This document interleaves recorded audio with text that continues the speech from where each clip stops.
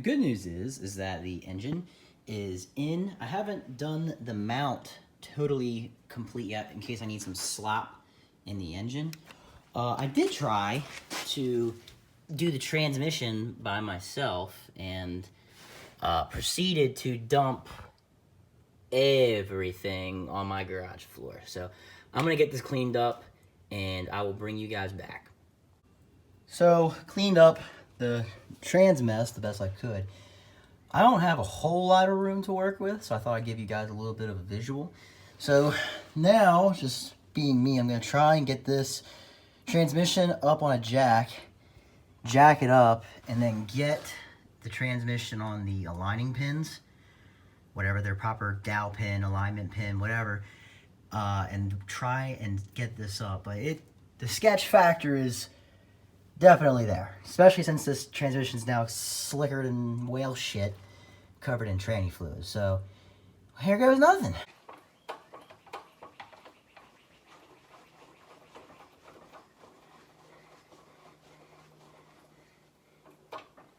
Okay, just use your air. Just a fucking idiot. Oh, what else is new? No, do not try this at home. There's definitely a book somewhere with a big circle and a red line going through what I am doing. Oh boy. Ugh. I need to get a little more leverage.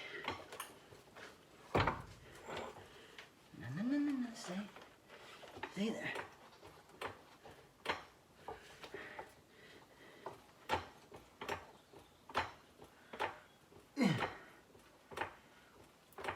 Come on. Oh, no. Don't go that way. This is how I'll probably die.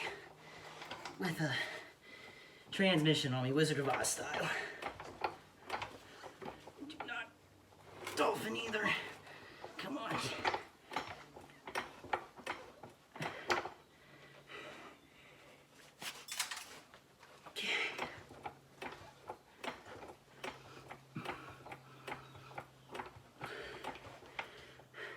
Steady.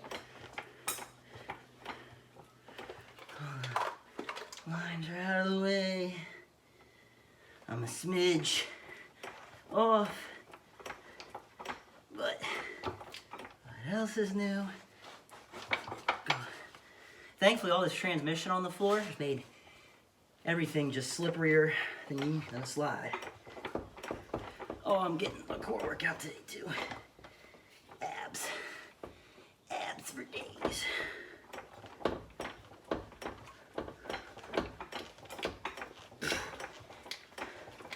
Oh, you're so close.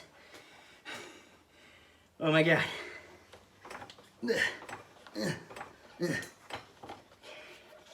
I really don't like how high this is.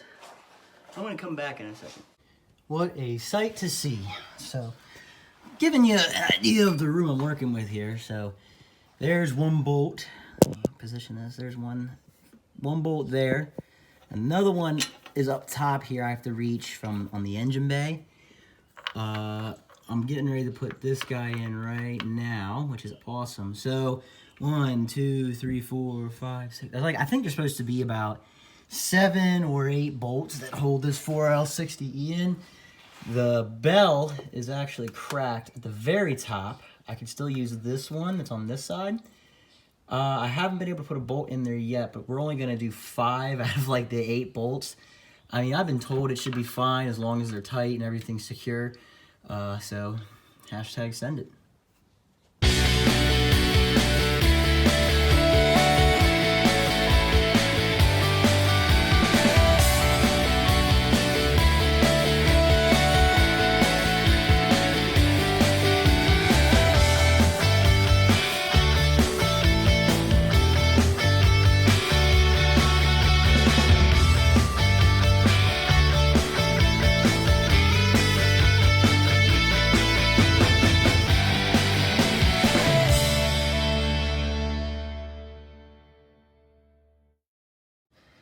Transmission cross member is back in its home.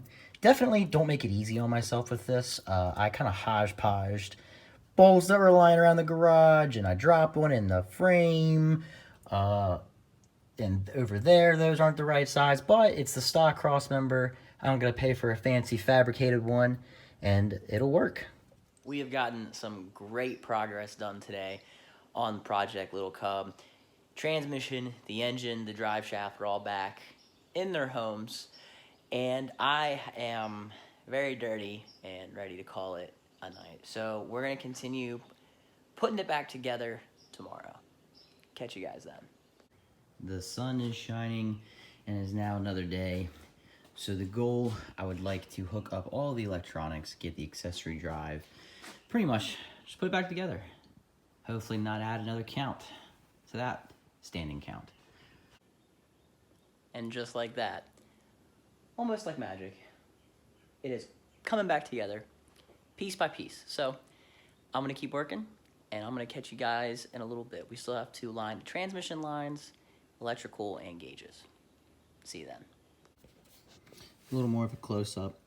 You got these, and those are the fittings. So you have the adapter that goes into the radiator to a 90-6 AN, and we used regular transmission rubber lines so that way we could route them however we want, because we are definitely tight on space trying to shoehorn in this V8 into the S10, but it does make it very easy and very simple. So if you ever have to take them off or change them, just undo the fittings instead of having to work with those pin pullers, or there's some kind of technical name that GM makes from the factory, but they're not very friendly to use. This, much better.